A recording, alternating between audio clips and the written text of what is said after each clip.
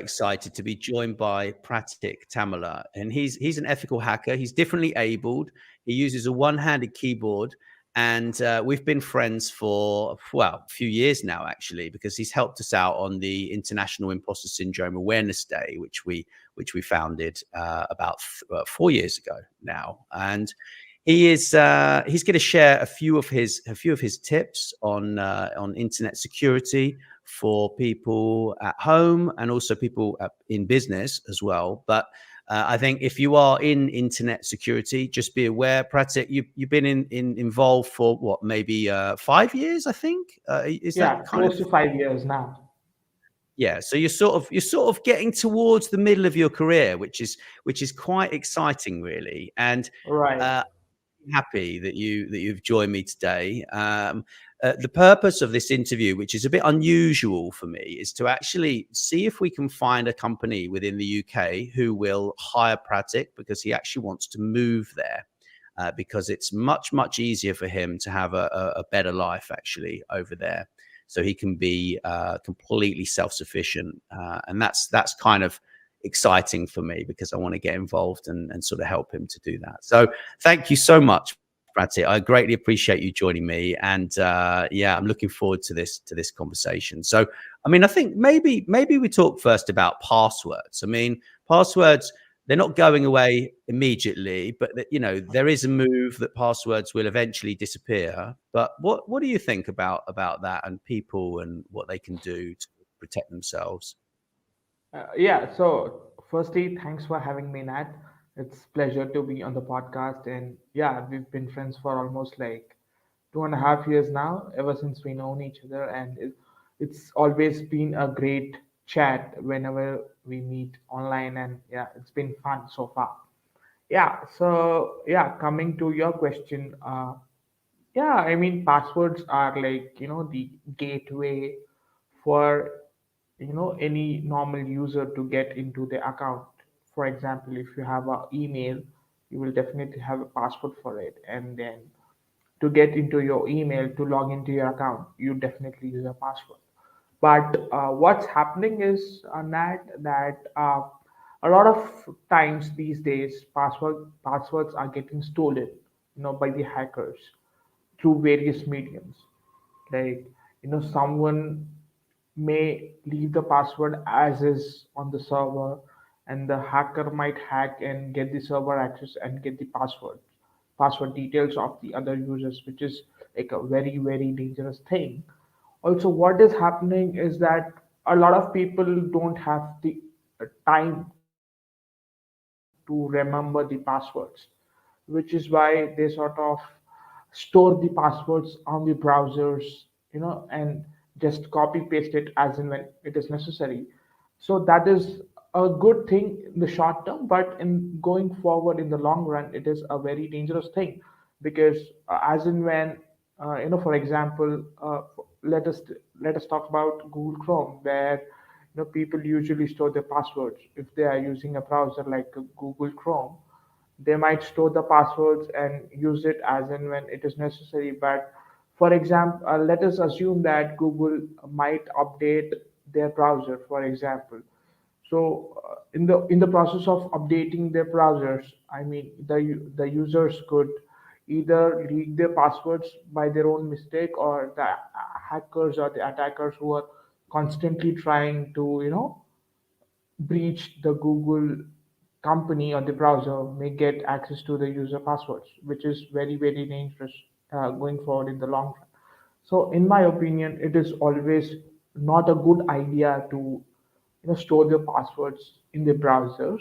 Rather, it is a good idea to just remember the passwords, or use a password manager tool, which is easy to store your passwords, and then maybe use them as and when it is necessary. So yeah. Right. So just to clarify, okay, you're Yeah. also talking about mobile phone operating systems saving the password. So, for example, you've got with Apple, you get asked by Apple, do you want to save this password in the keychain, right?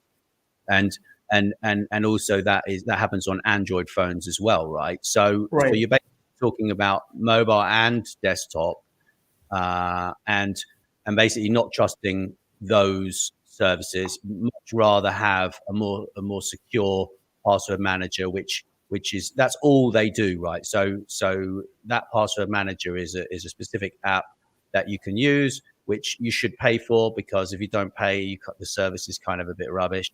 So, but we're only talking about $2 a month, right? £2 a month, or $2, $3 a month. It's nothing for the convenience and actually the peace of mind to put your passwords in something that is actually safe, because you still have to log into that, and then obviously you need to have two-factor authentication, which it amazes me so many people don't use two-factor authentication, like on Facebook and stuff. It's like you're using an app, right, which frankly is a can of worms when it comes to security, but we're not going to go into the reasons why. I know that, but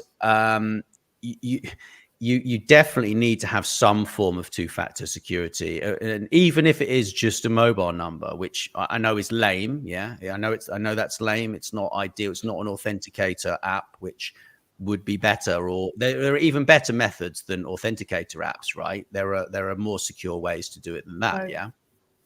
Right.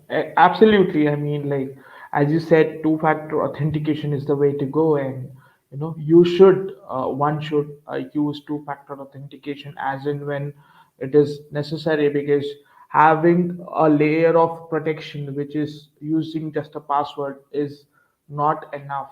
Ask me, is not enough these days, because hackers are so clever that they will breach your account within seconds, and you will not have any idea as to how did it happen. So two-factor authentication is a protection, but then, yeah, I mean, that also should be used in such a way that you should be mindful of it and use it as and when it is necessary. And yeah. Absolutely. So have you got some other sort of things that are on your mind about internet security, or any particular kind of technology tips that you would like to share with the audience? So yeah, Nat. I mean, coming to technology tips, or any sort of uh, use cases that might be useful to the audience today, would be, I've been working in the cybersecurity industry for the last 4 years now, on and off, and I've been working as a penetration tester for the last 2.5 years, and trust me, Nat, in the last 2.5 years, I have seen so many vulnerabilities in the applications that really cause the damage to the end users. I mean, all in all, I would just say that whenever any individual or a customer is using an application, he or she should always be mindful of the fact that the mindful of the information that they are giving to the application, and should always be mindful of how the information is being used by the application. Right. And that goes for mobile apps, yeah, as well, doesn't it? Oh dear. Well, Pratik seems to have disappeared there, strangely enough. But I'm sure that he will. I'm sure he will return any moment. Oh, that's good. Pratik managed to get back in here. So yeah, I mean, it's interesting, isn't it? I mean, we can blame hackers, right, for this, but actually it's just some sort of glitch with the software. And this, sometimes we can get very paranoid that we're being hacked. But I think we need to do all that we can to make sure that actually we're not easy pickings, right? Like this is the most important thing that I sort of learned a few years ago. I'm not going to go into the reasons why. But I think that it is it's a very dangerous place, the internet, and we can be as careful as we can be. And I mean, Pratik taught me some very useful things when I spoke to him. When was that? Maybe a couple years ago, actually. And I've followed his guidance, and it's really helped me considerably, to be honest. So I want to thank you for that information that you shared with me, Pratik. And I want to just, yeah, I mean, what do you think about that? About being sort of, oh, you're muted, so you need to unmute yourself. Right. Yeah, so I mean, like you said, following basic tips, or following basic rules of internet is the most important thing for anybody these days, because every business that you see today is online, and people are making lots of money. People are doing transaction of millions, billions, and more. So like likewise, like even I do a lot of things online. So yeah, I mean, people should be very careful and very vigilant when it comes to using internet, because like you said, you can blame hackers for it, but at the end of the day, our safety is in our hands, right? I mean, you cannot blame anyone for your own mistake. You should blame yourself and no one else, because Absolutely. you are the one who's putting the information out for the hackers to consume, and they are happy doing it because that's their job. But Absolutely. being a responsible citizen, you should be careful enough to know how to put the information, and where to put the information, and when to put the information, right? Yeah, I mean, Absolutely. it's completely in our hands to protect our data, our details, and our information. So yeah. Absolutely. And I mean, I think using public Wi-Fi is definitely a worry for me. Most certainly, that's something that I try not to do. Well, But I think sometimes if you don't have reception, then you might need to be on public Wi-Fi. So obviously there are ways that you can sort of secure that as best as you can, right? But even so, it's still, everything has a risk, doesn't it? Everything that you do online has a risk. I mean, but now these I'm not going to call them hackers. I'm going to call them cyber criminals. Yeah.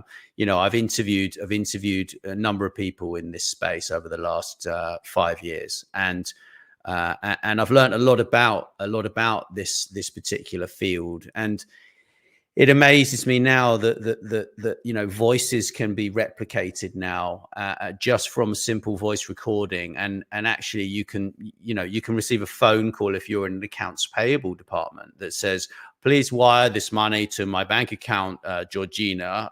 Here are my new details.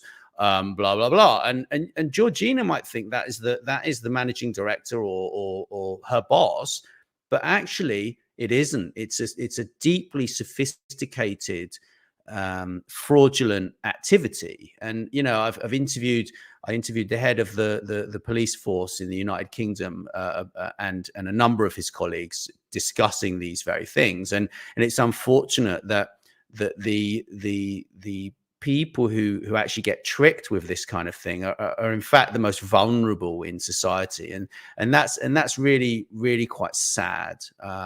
Really quite sad, to be honest. I mean, yes, absolutely. I completely agree with you in this point.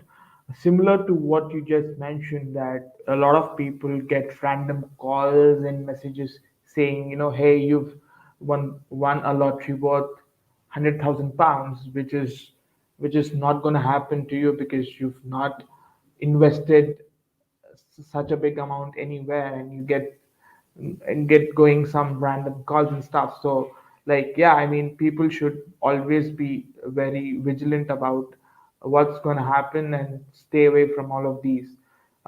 Similar to your similar incident also happens here in India, where people get random calls from strangers promising that a loan is approved worth say 10 lakh rupees.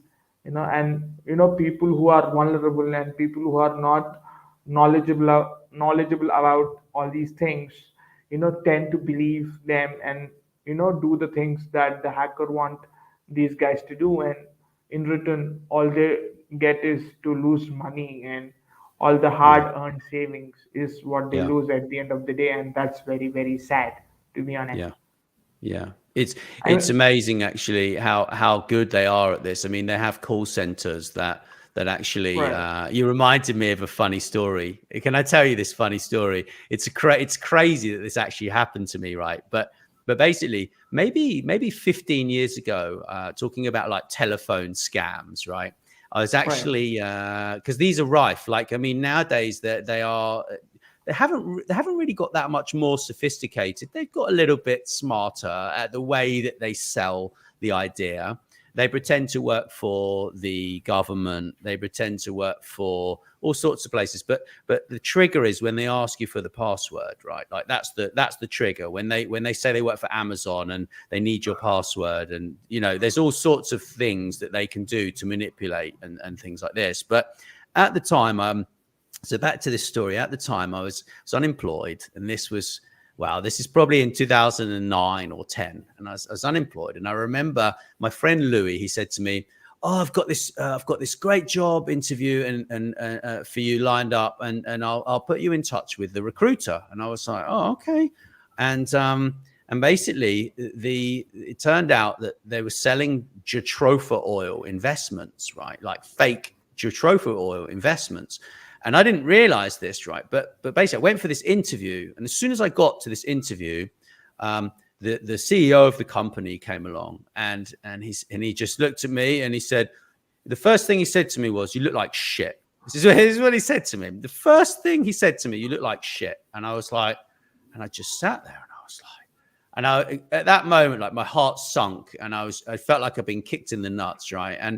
And then it turned out that this dude basically had an entire call center of maybe 50 people in London who were working for him, and they were phoning people all day, every day, for maybe 6 weeks, and getting investments going for these people, and it was just absolutely brutal. Eventually, they caught up with him. I think they caught him, and he had basically just rinsed like millions and millions from people, and none of the staff got paid as well. So it was a double whammy, right?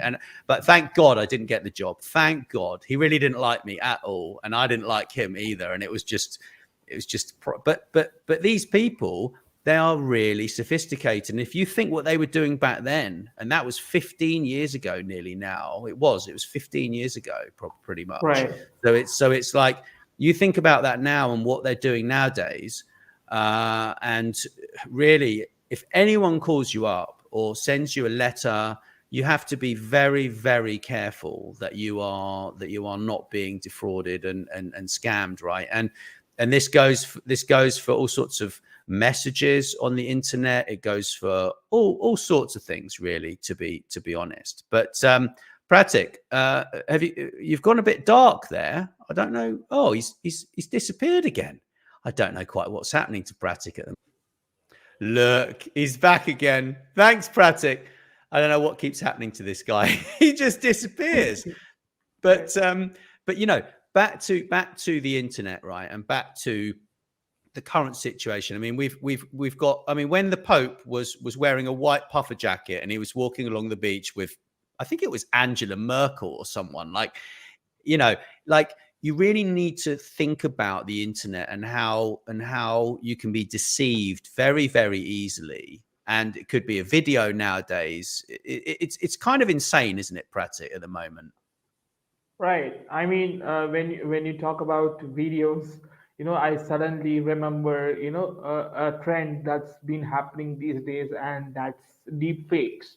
A lot of, trick masters, or smart ones, the smart hackers, are trying to create deep fakes of the famous celebrities, and trying to bring them down, trying to bring their reputation down, and trying to cause them harm.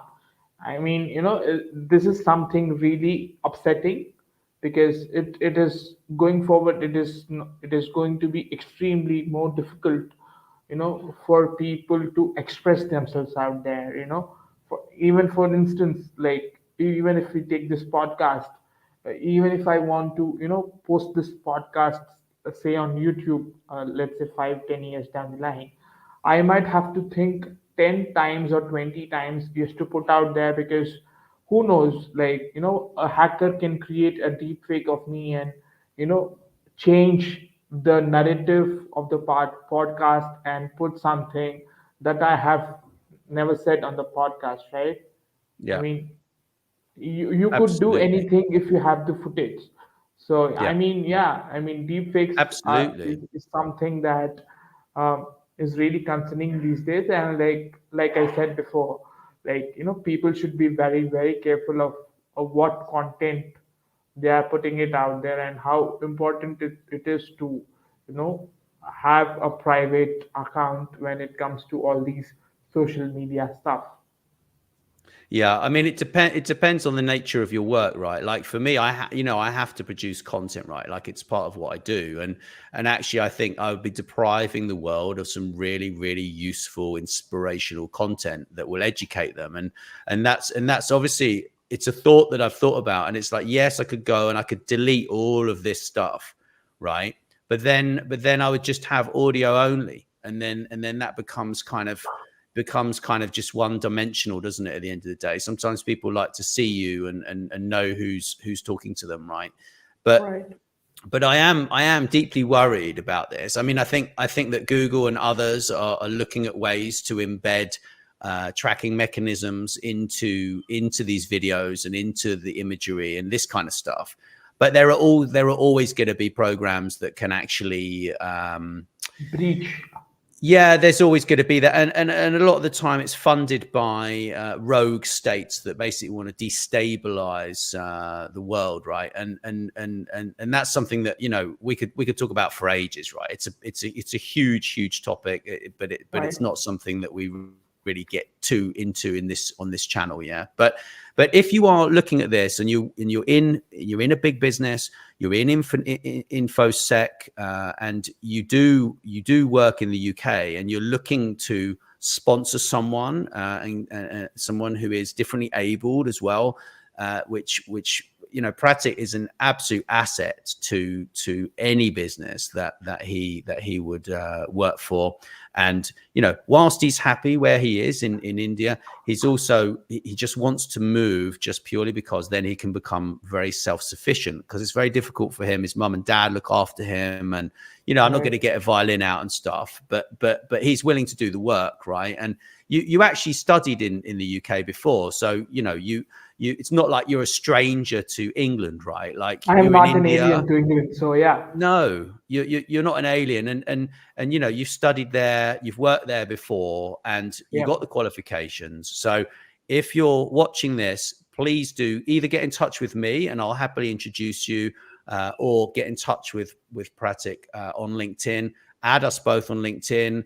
Check out some of the other conversations that have been happening on Influential Visions, and keep your eyes peeled, because we've got so much more content to put out there over the next year. We plan on doing one podcast every week with people like Nicholas Babin, EU Digital Ambassador, ex-head of Sony Europe for robotics and AI. We've got all sorts of amazing experts, but sometimes it's nice to just showcase someone who has so much potential. And it's not an area that I usually get involved with, but I think Pratik is a genuine person that really wants to get involved, and he loves what he does. And it's like I would hire him if I had a job for Pratik, believe me. So please do get in touch, and thank you so much for watching. Great.